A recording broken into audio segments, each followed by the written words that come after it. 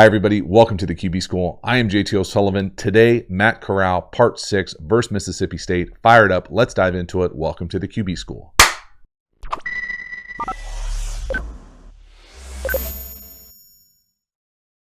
Matt Corral, Lane Kiffin and company taking down your boy, Arnett. Love it right out the gate here. Full field progression. He can't do it. What? Right all the way to left. That's as full field of a check down as you will ever see. Okay, now does he do it consistently?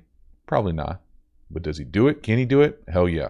So watch, lock in right here to the head. So no to the right, up, nice pocket movement, up, no, all the way back across. I'll let it play full speed here. Really nice job. Certainly has the arm strength to rip that thing. That's much wider than any check down you'll ever throw in the league.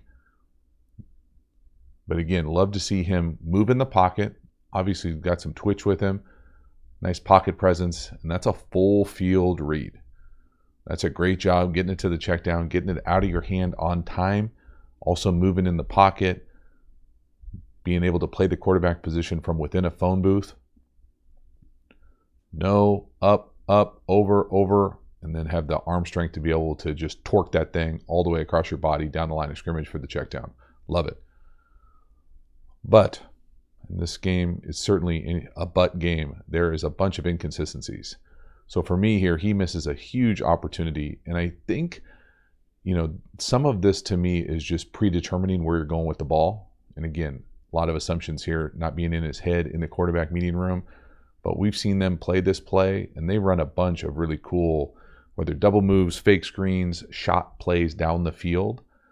And so we're going to just get a post wheel down here at the bottom of the screen off this fake swing screen. So really cool design here. We've seen them do this already in this draft cycle here, where they're coming out with this swing screen down here, and they're going to pump fake it. So he's going to catch a snap, turn, and fake this thing. And then down here at the bottom of the screen, usually it's run with like a stock post, and then like a stock wheel. Now, pre-snap, to me, it's going to be really hard to get that post. I'm not going to say you're never going to get it because you are pump faking to this swing screen, so he might drive it for all we know. You got to pump it, come back there, reassess, and then this thing usually plays out 1 to 2. But if this middle field player, if he gets depth and doesn't bite it, you can't just chuck this post up for nothing, because really the read here is really twofold. It's, do we have a shot at the post? And if we don't, why? If the corner stays over the top of that post, so we come out here and the corner is over the top of it, you're going to have this wheel, because that corner's not going to be able to take it. He's not going to be able to fall off that deep post and have it. So this is it's not a simple 1 to 2, but it is a 1 to 2. So fake, 1 to the post, 2 to the wheel. And you can see the wheel coming open. So they don't even bluff the post. The post just goes and they bluff the wheel. But it's certainly there. Your boy Arnett sees it down here at the bottom. Fortunate, though, that they throw the post. Don't love the effort from the post route for sure, but it's not there. The wheel is there. So again, are we predetermining these things? Are we struggling to get through getting through these shot plays are a little bit tougher for the reads? And it's not just, hey, are we predetermining it? Sometimes it's, hey, we're jumping through reads. So we'll show some of those as well. But he can certainly do this. Check the bottom of the screen, 3rd and long, 3rd and 10-ish. We're going to quarterback draw this thing. They actually have a decent game on up front that should cause some issues, but he certainly has the ability to do this. Now, how much, straight quarterback draw in the middle of the field are you going to call on Sundays? Probably not that much. But they run a little game, I think, on both sides. The offensive line does a nice job sorting it out. And there it is. And he certainly has got the twitch and the ability to run and a little tough guy element to be able to lower his shoulder and get it. But this is not an easy down and distance to convert. 3rd and long. This is not an RPO. These guys are all out here blocking. This is draw. Full draw. Old school 1995 quarterback draw. But he can run. He can tote it. He's certainly a threat with his feet. I'm not sure how much of that stuff you'll see outside the red area, outside real short yardage situations in the league, but certainly a great ability right here to get out, go make a play, go get it yourself, and lower your shoulder, know where you are with the sticks. Certainly not going to get confused with anybody who's afraid to lower his shoulder. Now, is it always smart to do? Do we need him to be healthy? Yes, but he can get it if you need to. This one to me is one of those examples of a read where we talked about it being a full field read before for the first play of this video. This is the same thing, full field read, but now he's skipping over people. And the throw lets him down. So again, the inconsistencies with it. But I do think he can get through, certainly reads. I think this is one of the things with young guys, and this is not specific to Matt Corral, but lots of young players. Sometimes your feet are going so fast that you skip through the read. And so what am I talking about when I'm saying that? I'm talking about this over down here by the number 2. Now, whether you call this a cross, over, whatever, if he's reading this thing straight right to left, so starting over here and coming all the way across, and he ends up getting it to the check down here. So if your read is just left to right, you got to make sure that your feet are synced up with when these guys will be open. So whatever this route is, it can be anything. Then this over here, by the time you get to this, so your drop, check 1, it's not there. Your feet have to be timed up for this thing to be opening over the ball or around the hash. And to me, he just gets through it too quick. He's playing too fast, which can be an element of a lot of different things, from getting hit, from just not being patient enough. But you can see that over, right? It's going to be there. It's wide open to 11. That's nobody around him for 5 yards. The safety's baseball turning out of there. Now it gets a little muddy when Arnett plays with like a half linebacker hybrid BSDB type. If it's not Urlacher back there, you're usually not worried about it. But man, that's open on the over. Let's find the over there. Let's not skip through the read. See how he's already off that number 2 slot down here? By the time he gets open, tough. And we miss the throw. Again, those throws are not easy to those checkdowns when you're off platform like this. So again, just watching his eyes here go from our right to left. See how fast he got off of it? And then he's too early to the over, because that over's there, right? He's just off of him 2 hitches early.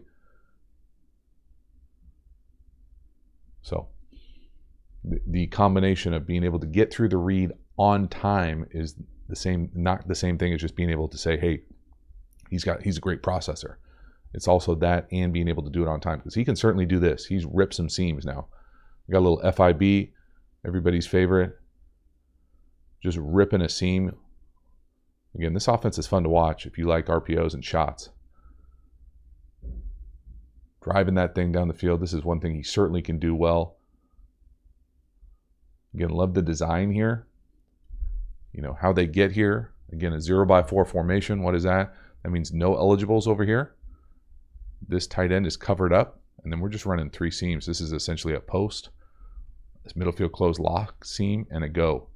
And he just finds a way to rip this thing right on it.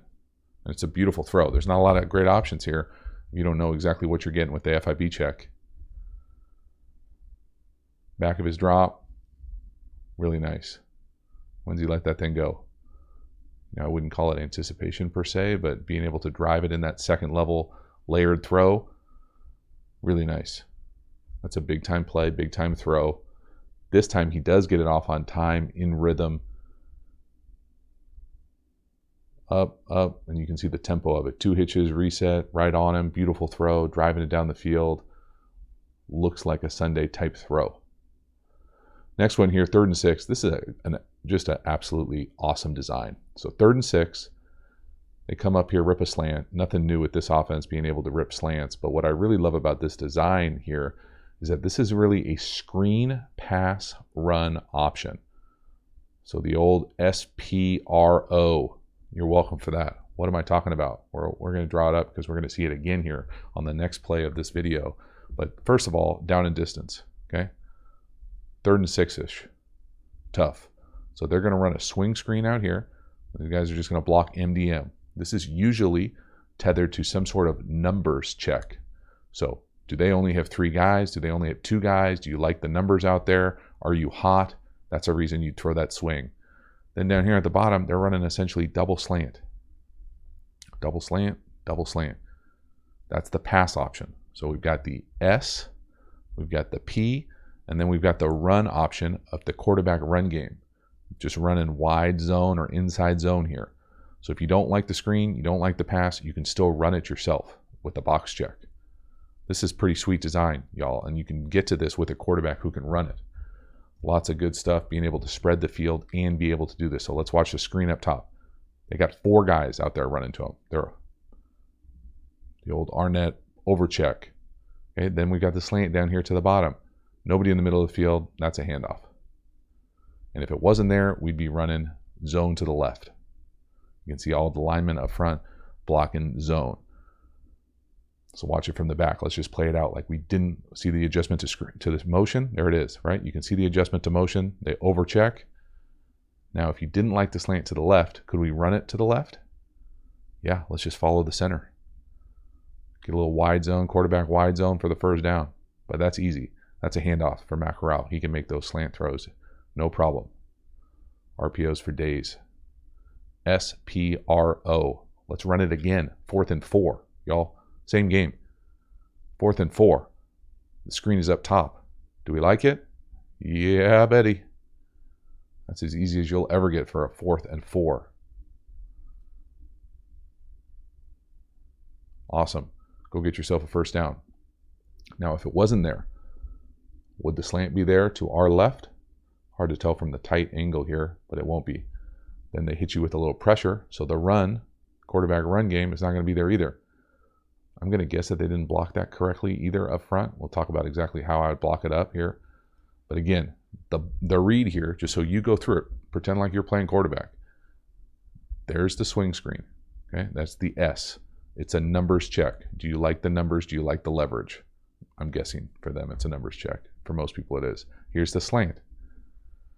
If that's not there, then we've got the quarterback wide zone. So S, P, R, O option. You're welcome. Yeah, hell yes. This is some great offense. Yes, please. Halftime, you dig the channel and you haven't already, please subscribe, hit the bell, get the notifications. It lets you know when we go live, when we put out new content. I certainly appreciate the support for the channel. Then we've got a bunch of additional quarterback school content. We've got a free quick game course. If you are interested in that, check it out. The link is in the video description. I certainly appreciate you getting over there, checking it out, signing up. It's a fun 6-game quick course. And then we've got a bunch of additional tools as well. We've got a play calling tool. We've got a Pass Pro Quiz. Then we've got the Quarterback School Patreon community, really trying to create that environment of what it's like in an NFL quarterback room. And then the absolute premium content is the Quarterback School courses available through Teachable. Got a bunch of different courses. We've got an entire offensive framework. We've got courses how to beat every coverage. We've got RPO courses, tempo courses, pass protection, you name it. If you are interested in elevating your football IQ, hop over there, enroll. I certainly appreciate it. As for this one, let's keep it going. Easy up top. Look at my man, the safety, 19 up top. Think he looks confused? Uh-oh, you take him, I got him. What? Huh? That's a first. Corner gets reached. Too easy. Now, down here, if we would have thrown the slant, does he get off like he did the last time? Nope. It's jammed up. Falls into the lap of the 3 technique. Nice job by 0. So we would have probably been running it. Now, we don't block it correctly. And there can be a bunch of different rules here. So let's just talk universal kind of RPO rules. If we're running wide zone, this way, quarterback wide zone, doesn't matter quarterback, just wide zone. Universal here, just get on your track and go. We've got a bunch of covered, uncovered rules that are too much for this video, but at the end of the day, it would be here, here, here, and then this is really where it comes in to your RPO rules. What are you doing on the backside? Are you basing these or locking these? Lots of people will base and lock them, and that just means usually that you've got the defensive line type. But if you get hit with pressure, and this is definitely pressure, A-gap pressure, I like to squeeze the backside of these things. I personally am used to calling them A-walls and blockets. What does that mean? It's just a cue to know that really it's a base block on the backside of an RPO, but if you get A-gap pressure with the A-wall, you got to step down there and close the door.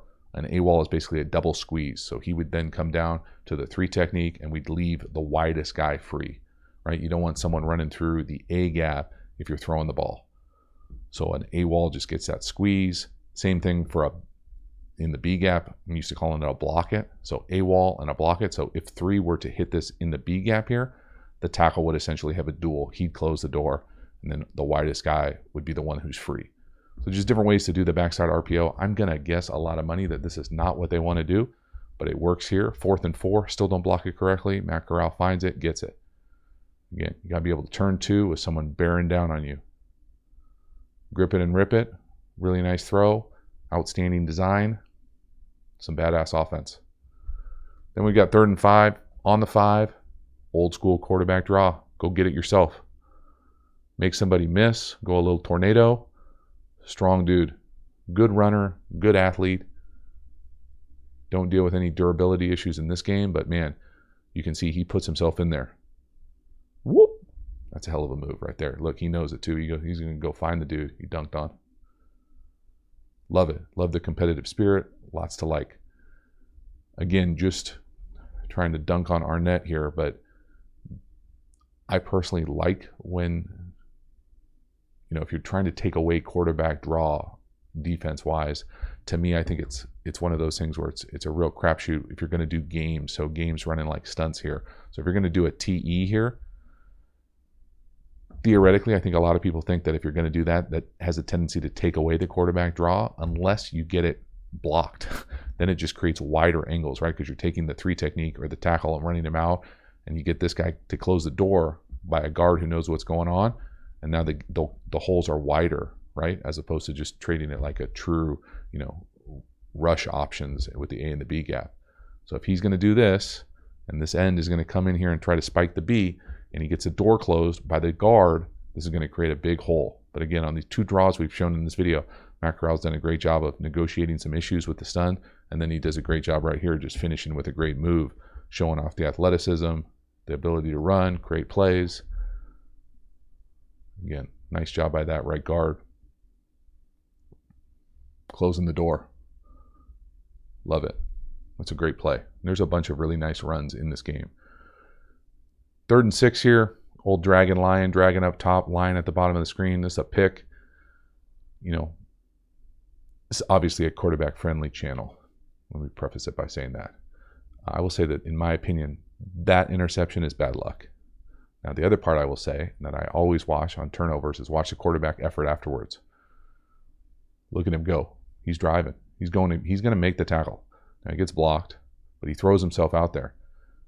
People on the team see that. People watching film see that. That shows great effort. Ability to make plays as a quarterback. You're a football player first. Look at him go. I love it.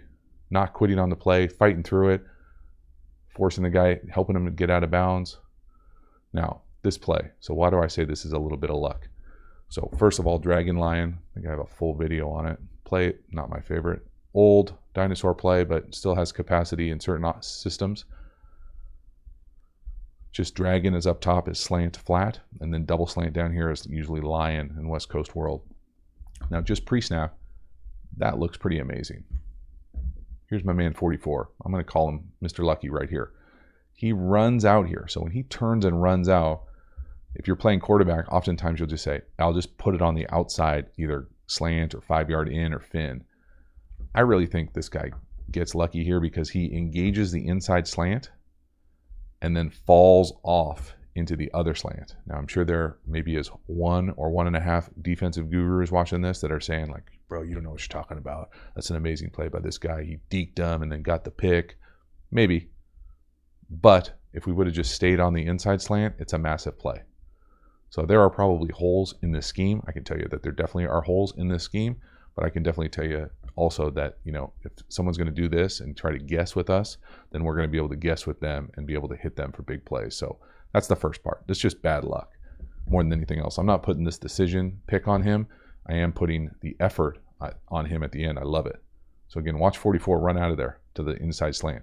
He turns and runs like that. You're thinking he's engaged there. Now maybe he's a tick late going to the outside slant. Maybe. But I mean, if we just stay on the inside slant there and work 11 on that linebacker type, he's going to win anyway. When I say effort, okay, this is the difference. I'm not trying to take shots at 11 here. I have no idea who it is. Watch Corral's effort versus 11's effort, the wide receiver in the slot. This is what you don't want to show up on your film. Look at it. That's embarrassing as hell. That's embarrassing. Now again, I think the time clock is a little bit funky here on this play for Corral, but man, I love the effort at the end. Really do. Fighting, clawing, staying in bounds, helping force him out of bounds, angle him out. There's a lot to like. A lot to like. So again, you can tell, the timing is a little jank here. If it's that late on quick game, you'd love to just tuck it and run. But man, I mean, come on. I refuse to believe that guy caught him with an Ed Reed. But there are more than a few, missed read opportunities. For me, this is old school sluggo seam down here at the bottom. Sluggo, seam up top. The sluggo is a no. The seam is a yes. So, I mean, this thing is, outside the double white. And the seam is a big play. And his eyes are a little all over the place here. So, no to the sluggo. Then he comes like fake back. Like, watch his eyes. Pump. What was that? Like, you're almost glancing at the line of scrimmage. And maybe he just sees his left guard left tackle get deboed here. But look at that miss. I mean, that's essentially a throwaway. Throwaways aren't the worst thing in the world on double moves, unless there's a really simple 1-2 read. So sluggo seam. This is again another crazy old concept.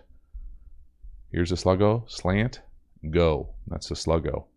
If they stay over the top, really specifically if the middle field player stays over the top of it, you then come back and rip this seam. Okay, so if that middle field player can stay over the top, then we want to come back and hit this seam. So you play it out here. Just come out here, you fake the slant, no to the sluggo, yes to the seam. That 1-2 timing. It's not even a sluggo, it's hitch and go. It's even cleaner. Come back to the seam. I mean, it's wide open. Middle field player's running out of there. Look at him run. Look at the seam. Seam hit him with a double mailbox there. Both hands up. Damn. So for me, I just, too many of these, either guessing on the reads or flying through the reads to be able to say consistently that, he's being able to do exactly what they're asking him to do all the time. Because this is there. I mean, this is something that, you'd be upset with someone at the high school level missing. And then the final one here, touchdown pass, air quotes. This is how you know your coach loves you when they create touchdown passes like this. Really cool design here. We're going to fake the jet motion. Just that little subtle toss to the back. Watch 14. Again, you want to play with some hybrid guys? Hybrid that. Got bad angles, bad tackling. Touchdown, big win. Again, really cool design here. Just get lost with the motion. But the fact that this is a touchdown pass, it's a good era to be a quarterback. I'm jealous. I was in a decent era too with it. My goodness. Great design here, but taking advantage of some defense that's a little out of whack. Poor tackling, great finish. So that is a wrap. Matt Corral, part 6, kind of all over the place. Again, I'm obviously a big fan of the offense. Love how they incorporate RPOs with shots. I think that he certainly does do some dynamic things. I just would love to see a little bit more consistency, being able to get through some things cleaner. It doesn't always have to be kind of this like circus play or huge double move, or we'd love to be able to see him go consistently 1-2 on things that are a little bit more down the field drive type throws. So that being said, still got unbelievable playmaker ability. Fun to see toted. Fun to see the offensive architecture design with Kiffin and company. Again, I really enjoy it. Let me know what you think. Let me know what you want to see next. I certainly appreciate you hanging to the end. I will see you next time. Have a good one.